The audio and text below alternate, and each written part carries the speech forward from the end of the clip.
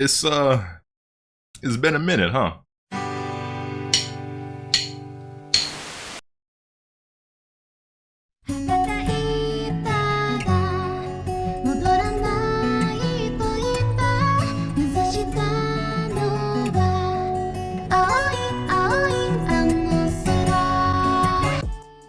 What's good, ladies and gentlemen? Welcome back to the channel. I'm LotusAsakura, the one who never knows best, and today I'm bringing you a sustain the industry video. And now, I know that this one is long overdue. I think it's actually been 8, 9, maybe 10 months since my last haul video. But for those of you who are newer to the channel, because we always gain so many subscribers between these videos because I do them so much frequently these days, and you've never seen one of these videos from me before, basically what sustain the industry is all about is just me showing you guys a haul video of like all my latest anime and manga stuff. Just to support the industry, you know, just supporting anime, manga, keeping it alive, showing support to our favorite series, and things of that nature, you know what I'm saying? I used to do these on a monthly basis when I first started YouTube, and then it started being like every other month, and it's like whenever I pick stuff up, and now it's just whenever I get around to doing it, because obviously, my collection is growing a lot. I mean, you see it in the background. I've even done a collection video before, and at this point in my, in my life, I have most of the series that I set out to collect when I first started. Obviously, there's always something new. Obviously, there's always something ongoing that I'm into and I'm picking up. It's just, you know, it's slower these days. But that being said, speaking of slow, a lot of this stuff I've had sitting here for a minute and I just neglected to get to it.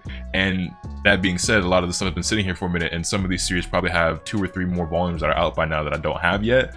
But it is what it is, and it's not always just manga stuff. You know, sometimes there's anime merch and Blu-rays and DVDs, and I probably have some of that stuff sitting around too that I could and should show you guys. Actually, there's a couple figures over here that I might. Well, yeah, we'll see what I remember to all include in this video, but we got some manga, so let's get into it. And as always, we have some usual suspects. I'm gonna try not to spend too much time on the usual suspects, but I do want to talk a little bit about one of my favorite series of all time, and that is We Never Learn. And here I have volumes 14, 15, and 16. And for those of you who aren't aware what this series is all about, basically it's a little rom-com, harem, slice of life, you know what I'm saying? This dude, he's a real hard worker, but he's not necessarily that smart, but he works hard enough to get these good grades so he can get to a good school. His principal is like, hey, yo, I want you to tutor these girls. Of course, they all cute as hell. And like, you know what I'm saying? Basically, they all start catching feelings for him. And it's really cute. It's really funny. I like the artwork. And one of the things that's really dope about the series is that it's finished its run. And what the author actually did at the end is, in my opinion, there's a canon ending. But then they also went on to do several chapters after the ending, showcasing what it would be like if Naruyuki, like our main character, ended up with any of the other girls that were part of the whole harem thing. So I think it's really cool. I enjoy this series quite a bit. I think the anime adaptation is also really good, even though I never finished season 2. I hear it has an anime original ending. I'm sure it's fine, I just never finished it, but it is what it is. We Never Learn. I like it a lot. Guilty pleasure of mine, probably a top 10 favorite series of all time. It definitely made its way into there because I just really liked it. It's one of the funniest series, if not the funniest series I've ever watched and read. So yeah, I highly recommend it if you think you have similar tastes to me, or if this sounds like, you know, something that might be up your alley, if you like these genres. I say check it out. And yeah, we stand Uraka Takamoto. Best girl is best girl. You know what I'm saying? Moving on, we've got volumes 10 and 11 of Borato. Everybody knows what Borato is, whether you like it or not. I will say I have not been reading or watching it at all for like the past year. I'm not even gonna lie to you. I still pick up the volumes, but I hear it actually had a pretty fire episode lately. But the thing is, like, so I've seen some snippets and some screenshots. I'm sure the last episode was fire, and I also heard that some crazy just went down in manga. I'm not gonna spoil it. If somebody spoils it in the comments, I'm not gonna stop you, but I'd ask you not to. So I guess I'm kind of stop you. Anyway, yeah, I feel like Boruto always has like these moments where everyone's like, yo, Boruto's fire right now, y'all gotta catch up. And whenever I catch up, I'm like, yeah, it has some cool moments here and there, but it's still really not all that. I still enjoy it to some degree because lifetime Naruto fan, like grew up with it, watching it as a kid. I still like the universe and the characters and everything, but I don't really think Boruto's all that great. But I still collect the manga because I do still enjoy it to a degree. And like I said, it's Naruto, and it's something that holds a special place in my heart. And yeah, we don't have to talk too much about Boruto. Boruto really ain't all that. And I know what you're thinking. If it ain't really all that, then why do you keep buying it? Because it's my money and I do what the fuck I want. I'm grown, man. Mind your business. Then up next, very similar vein, we've got Dragon Ball Super volumes 12 and 13. Again, I'm not up to date with it. I do think Super is probably a bit better than Boruto is, which is weird to say. I don't know, man. They're both. Again, it's another nostalgia thing, sentimental value thing. I'm saying I like Naruto, I like Dragon Ball, I like Boruto a bit, I like Super a bit. But it's just they could both be so much better. But what I will say is that the volume covers for Super are incredible. I think Super, out of all of the Dragon Ball series, has the best volume covers. I own all 16 volumes of Dragon Ball. 26 volumes of Dragon Ball Z. They're back there on this shelf, like lower where you can't really see. But yeah, the volumes for Super, I like them a lot. They're really good. They're really good. Yeah, everybody knows about Dragon Ball Super. I know there's been some crazy stuff going on in it. I ain't gonna say too much. Cause like even when I'm behind, like I don't shy away from spoilers, because spoilers usually don't ruin a story like Dragon Ball for me, because it's usually predictable anyway. But all I'm gonna say is Vegeta, and that's that on that. But anyway, moving on. Next up, we have a series that I admittedly have not been keeping up with for like the past year or so. I'm really far behind on this one. We have My Hero Academia, volumes 26, 27. And 28, and I feel like whenever I do these haul videos lately, I'm usually saying that I'm behind on this and I'm behind on that, and then I do this whole explanation of me talk about, but like I be catching up, but then by the time I do another haul video, you know, I fell behind again. And you know what, honestly, a lot of this stuff I have, I'm behind on or haven't started yet with some of these series. So if you're just curious what I am reading or watching lately, I've actually started reading Demon Slayer from the beginning again, and I'm currently enjoying that. I've started watching Tokyo Revengers, and it's not nowhere near as good as y'all try to make me think. So I can't stand Takemichi. It is what it is. That character is insufferable. I recently watched Blood Blockade Battlefront. I've really been watching that much anime lately, but I have a little bit here and there. It's been, you know, kind of spread out. But yeah, so that's kind of like what I'm on top of right now, and I'm catching up to another series that we're going to talk about here in a moment. But yeah, My Hero Academia. My Hero Academia is one of those series that like we all know about at this point. One of the most popular series in the world. For better or worse, My Hero Academia community is like mad weird on Twitter, bro. Y'all are something special. Stay away from. I think I made this joke before, but it's not even really a joke. Like, if you ever on Twitter, you see somebody with BNHA stand in their Twitter bio, just steer clear. Just stay far away. They ain't right, man. Ain't right.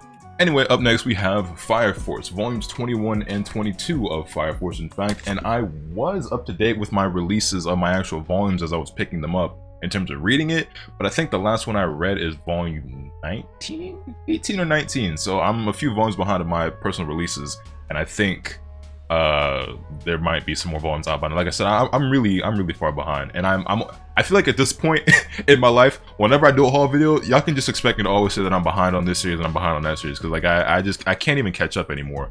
I feel like I'm Professor Calamitous. You know, I used to be the type of like anime watcher and manga reader where I'd only do one series at a time. I'm watching this anime, I'm reading this manga one at a time, boom, this one's finished, on to the next, on to the next, on to the next, one at a time. That's usually how it was, and I don't know at what point I became this person who like picks up a bunch of series, puts them down for a while, moves on to something else, comes back to another one, and where I'm like all over the place, because that's not how I was until maybe like 3-4 years ago. Like I don't know where it all got out of hand like this, but yeah, Fire Force, made by the creator who made Soul Eater. People have polarizing opinions on this. For some people, like the fan service that exists within it ruins the story for them, which is really weird to me because it doesn't have any more than most of the series that are in like Shonen Jump that people love anyway. I'm looking at you, One Piece, I'm looking at you, My Hero Academia, I'm looking at literally anything. But like, I don't know, I guess for some people it just comes up at weird moments.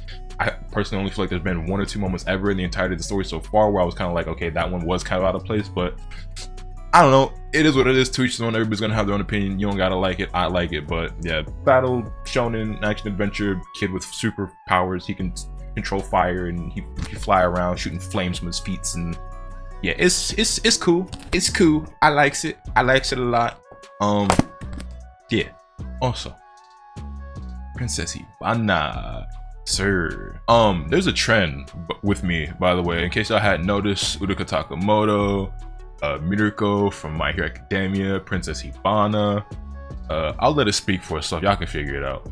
Moving on, we have the greatness. The greatness that is one of my favorite series of all time and my current favorite ongoing manga, period.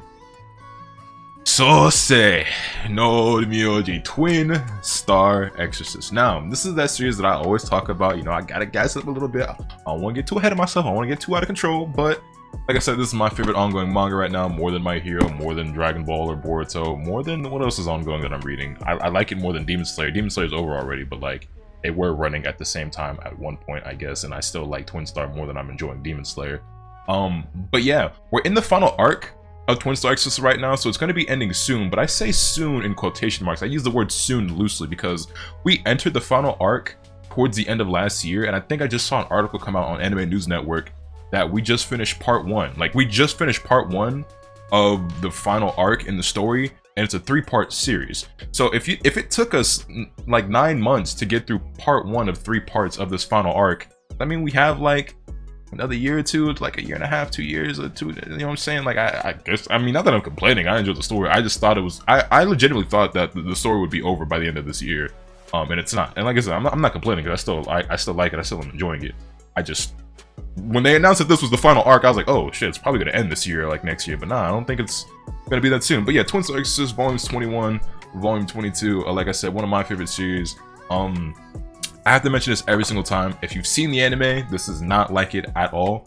Like, at all. It's like completely different. Like, think about what they did with like a series like Tokyo Ghoul, or I don't know, like Berserk, and then make it 10 times worse. I like, it's not the same story. I cannot stress that enough to you, that the Twin Star anime is not the same story as the manga. Give the manga a chance. If the anime looked interesting to you, or you liked it and you watched it and you already liked it, you're gonna like this a lot more. If it didn't look interesting to you, or you checked it out and you thought it was whack, do me a favor, just do me a favor, do me a solid, just read like the first volume of this, and you'll see how different it is. It's like the same characters, but a different world. And like the Twin Star anime, it's loosely, like the first 5 or 6 episodes loosely starts off following it, and then like the rest of the 45 episodes of the anime does something completely anime original. Like, it's not the same shit, bro.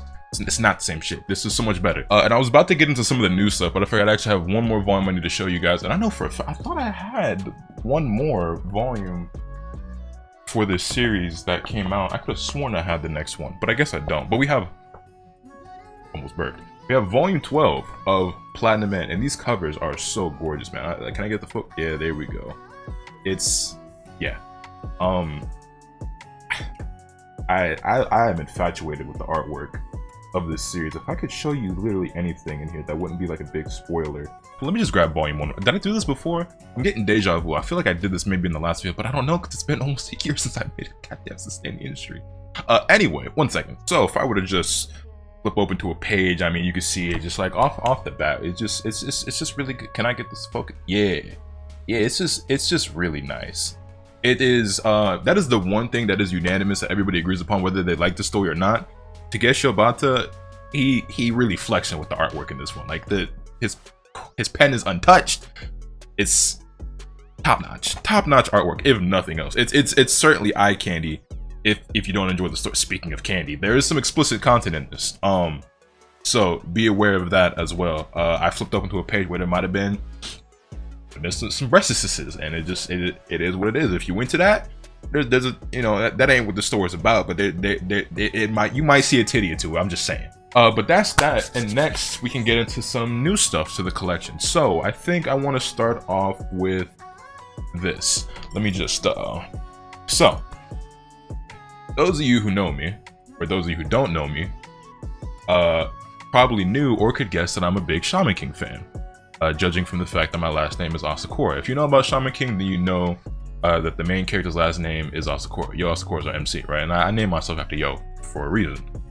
So when the anime remake got announced, I was obviously very excited, and I swore that I would collect the entirety of the manga if they re-released it. I'd cop all the figures and everything. I was like, I was gonna go crazy. And that's exactly what I still intend to do for the most part. So that being said, Kodansha actually acquired the trademark from Viz. Well, I don't know if they like bought it off Viz, or Viz just like lost it, like it just expired and then Kodansha picked it up. Either way, they're the ones publishing it now in English, and they're doing it in 3-in-1s, which I don't need because I own the entirety of the Viz release, all 32 volumes. But I'm a huge Shaman King fanboy, so I'm gonna do it anyway. So we have the new omnibuses for Shaman King, and this is volumes 1 through 3. With the beautiful new covers that they got for the Kangzang Bang Kanzenban release.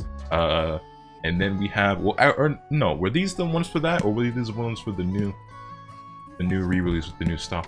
Honestly, I can't remember. Some fanboy I am. But the point is, new covers. They're similar to the old ones, but as a matter of fact, I can show you. So here's the original volume 1 from the Viz Media publication, and then this is the omnibus from Kodansha. So as you can see, that like the covers are like, they're the same cover, but like in, you know, Takei's like new style for the series or whatever. So yeah, but anyway, so these are 3-in-1s now, as if I have the shelf space for that, but I guess that's a future Lotus problem, not a not a current Lotus problem, but it is what it is. I'm collecting it. It's not like redrawn artwork or anything like that. But what I will say about these 3-in-1s, I'm really impressed with the paper quality of these 3-in-1s because it's a 3-in-1. Like the paper, because if you collect manga, right, you know what like a regular tankobon feels like. Like you know what one of these feels like in the hands. You know what one of these feels like when you're turning the pages, right? And it's not like super thick paper, but it's, you know, it's decent. It doesn't feel like it doesn't feel like rice paper. It doesn't feel like it's gonna tear. It's not super see-through, right? Like you don't get a lot of page bleeding. Like you can see through the page and see the text and the ink on the other side when you're reading it. But oftentimes with like 3-in-1s, and I don't have any other ones to show you because I usually don't collect 3-in-1s, but I've seen them, I've felt them, I've held them, I've been in stores and, you know, and flipped through them. But a lot of times with 3-in-1s, you get like really thin pages that have like, they feel super thin, like they're gonna tear from you just turning the page. You can see through them and everything. And that's not the case with these. Like the paper in these 3-in-1s from Kodansha feels like the same as a regular tankobon, and it's like there's no page bleeding, and it just looks really good. It feels really good. Like I'm honestly impressed because this is the only 3-in-1. This is the only omnibus I've ever felt that's like that. Because I'm gonna tell you, like some of them old Viz ones, they definitely don't feel like that. But yeah, these are pretty good. So we have volumes 1 through 3, and then 4 through 6, and I believe 7 through 9 is out by now, but I don't have it yet. But yeah.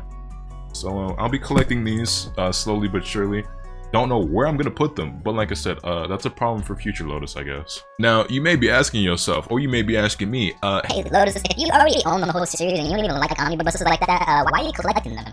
And to that I say, yet again, it's my money, I do what the fuck I want, I'm grown, mind your business, I don't know.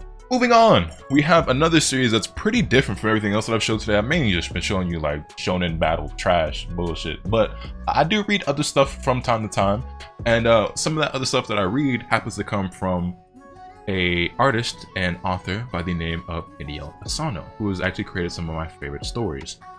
This now being one of them. Now, while I wouldn't say that this comes in my top 10, this is a story called Downfall that how do I talk about Downfall? I guess I could read you guys the blurb on the back, right? And then we'll go from there. So, selling copies is the only thing that matters. So what if your manga series just ended and you have no idea how to start the next one? Your marriage is breaking up, your pure love of manga has been destroyed by the cruel reality of the industry, and nothing seems to fill the sucking void inside you. Find the secret combo for a new hit manga series and everything will be okay. Right? So, Inio Asano is actually the creator behind one of my top 10 favorite series of all time, and when I say top 10, I mean in terms of manga. That is Solanin. Now, those of you who know me really well, or who have watched me for more than 2 seconds, probably know that my favorite anime of all time is Fooly Cooly. Now, I've been of the mindset before, I've mentioned this before, both in videos just off the cuff or offhand and none on streams, that I don't think any anime will ever be able to surpass what Fooly Cooly means to me or how much I love it, right? There's too much nostalgia, too much sentimental value. I still am in love with the series, still love the soundtrack, the characters, everything, right?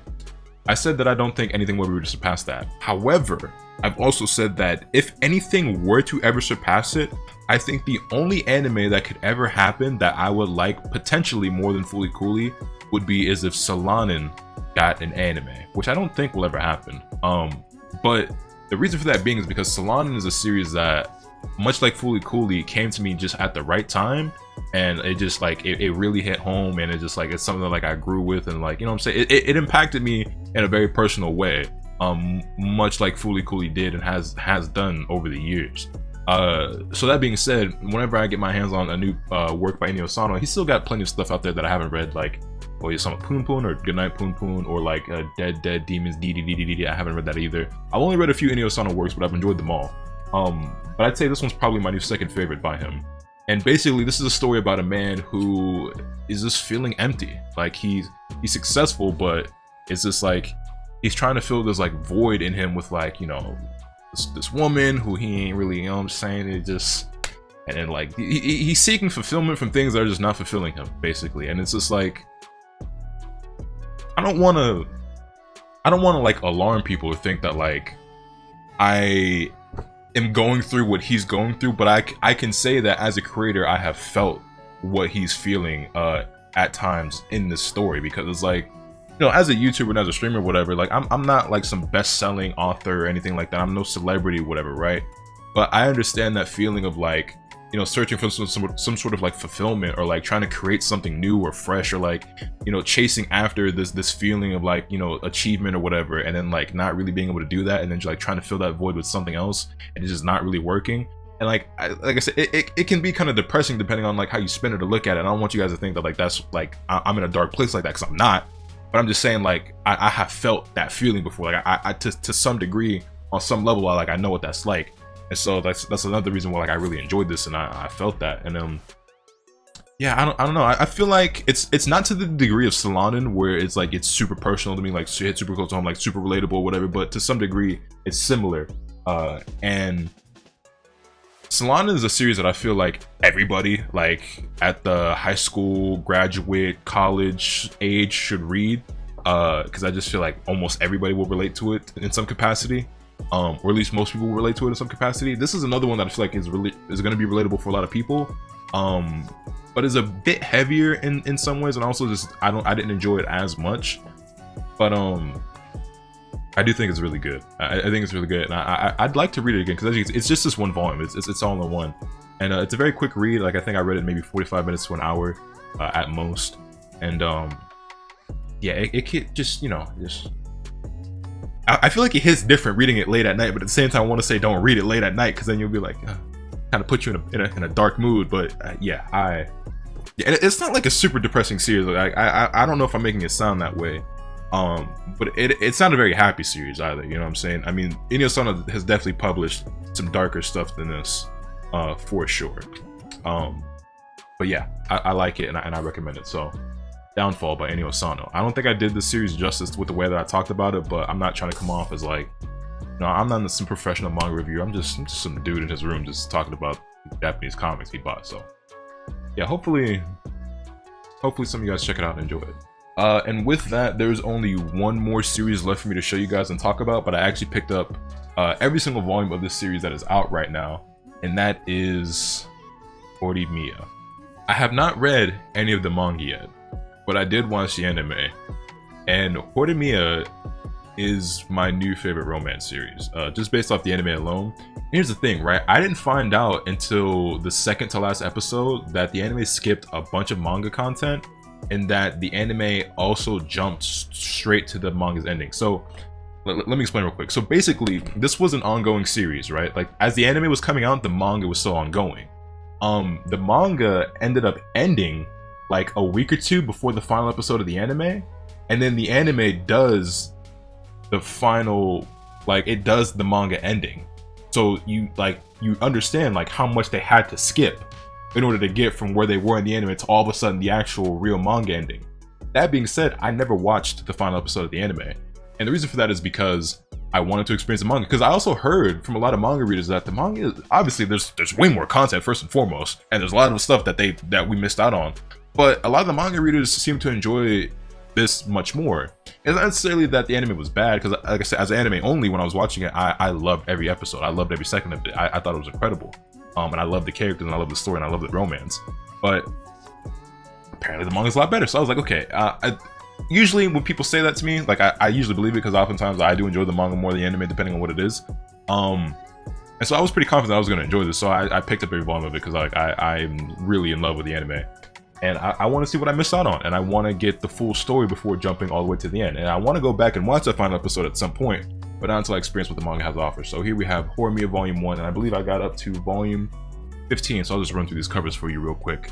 But yeah, it's just, I don't really understand what, like, who has the authority to decide that we're just gonna jump from wherever, because I don't know, I don't remember exactly how many episodes it was. It was 11 or 13 or 12 or whatever, but like, we're on like episode 12, and somebody's just like, yeah, let's just go from wherever we are in the manga. Like, let's say we're on like volume 7, and there's like 20 volumes in all. Let's just jump from the content from volume 7 all the way to the last chapter for the final episode. I'm just like, bro, okay, what about all the, like, y'all couldn't think of like having another season or like an OVA or a movie or something? Like, we just gonna jump straight to the, that's just wild to me. But I don't know, man. Like, it's the same thing with like people, like who has the power, like who makes these decisions at some of these anime studios to be like, oh yeah, like that Tokyo Ghoul manga that everybody loves a lot, yeah, we gonna animate it, but we not gonna do none of this shit they did in that manga. Or like that Twin Strikes series that LotusAsakura kid really likes, yeah, we gonna animate that too, but we not gonna do none of that shit that's in that book he like. I'm just like,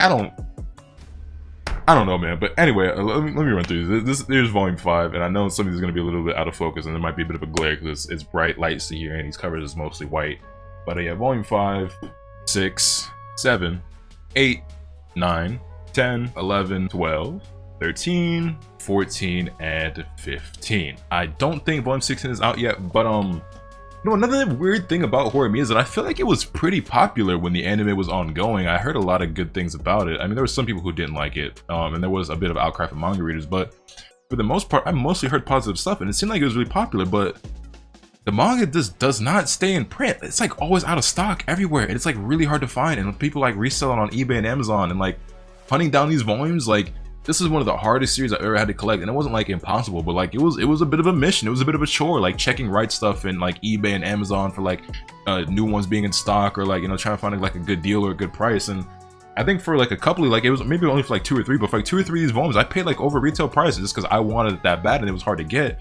But like, yeah, I don't know why Horror Me is like so hard to get a hold of. Like, I don't know why Yen Press isn't printing more. I don't know if it just doesn't sell well. I haven't like looked into it to see what the sales figures are like for, you know, the Blu-rays or the volumes themselves or anything. But like, I gotta imagine it can't be that bad. And like, you know, they always come back in stock at some point, but it's like, they don't print enough. They really don't print enough. And I've known a lot of people personally who like wanted to pick this series up and want to collect it, and they can't because it's never in stock. And yeah.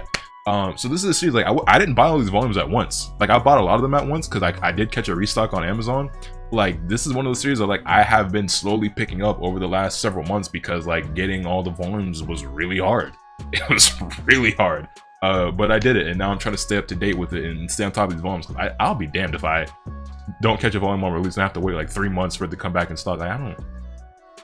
Anyway, yeah, I guess I haven't really talked too much about what Horror Me is about, but it's good. It's really good, and it, you know, it being relatable plays a huge factor, and I think that's a big thing with me in general, and it's probably a big thing with a lot of you guys as well. But when you feel like you can relate to a story or a song or a movie or something, like it hits a lot more, right? And it makes you appreciate it and enjoy it that much more. And that's why my favorite series are what my favorite series are a lot of times, is because they are so relatable. That's why I named myself after LotusAsakura, because I felt like he was the anime character who's the most like me. I think as I've gotten older, I'm less like him now, but back when I, you know, got into it, I thought it was a lot like him. I think I've become a lot less laid back and chill. I think in general I'm still a pretty laid back and chill dude, but I definitely turn up and like spaz out a lot more now than I did back in the day. I feel like I'm getting cranky in my old age. I don't know, but that'll do it. I think that'll do it. I didn't count how many volumes that is, but it had to be around 20 or so, right? We don't have well, like my hauls lately have been decently beefy because I don't do them as often as I used to. Because like when I first started, I would do like 40 or 50 volumes in a haul, and then like, you know, sometimes it'd be like 20 or 30, and then it came down to like 10. I remember once I had like 3 volumes only that I picked up for the month, and then now I'll just like not do these videos for several months, and I'll just come back with a stack of them. Yeah, what did you guys pick up recently? What are you reading right now? What are you watching right now? What do you recommend I get into? What are your thoughts about the stuff that I said in this video, or the things that I picked up? And yeah, let me know your thoughts in the comment section down below. Hit this video with a like if you enjoy, subscribe if you haven't already so you can stay tuned for all the awesome content up when I bring you. And with all that being said, let's finish off today. And remember, nothing happens to you when bad. Later.